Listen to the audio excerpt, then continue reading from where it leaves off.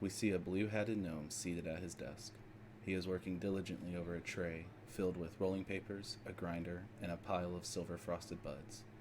He places an elongated joint in his mouth and snaps. The tortoise to his left nods its head, and a small flame appears before the joint.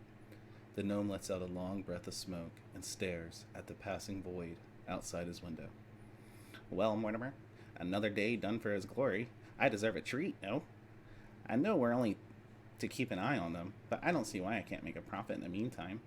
It is quite bemusing how they keep trying to get a discount. I hope the sport continues. I do so love an epicone. A moment of silence, and a few puffs pass. They are quite the interesting bunch, though, Mortimer. It is a shame you are unable to make out the illusions they saw. It seems they miss their friends and family more than they realize. And that owl?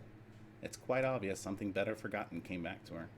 What was not so obvious is why they had the blindfolds about their heads.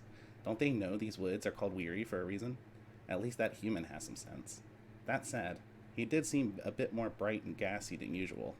Fella must have stumbled onto man's oldest trap, a social situation. The joint begins to reach its end. The blue-hatted gnome puffs with determination. All's well that ends well, I suppose.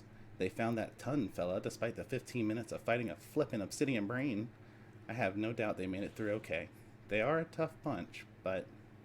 He puts out the nub that used to be a joint. We know how cruel this world can be, don't we, old chap?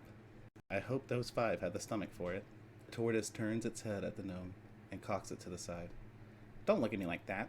I'm not getting attached. It's the adventure we are here for, are we not?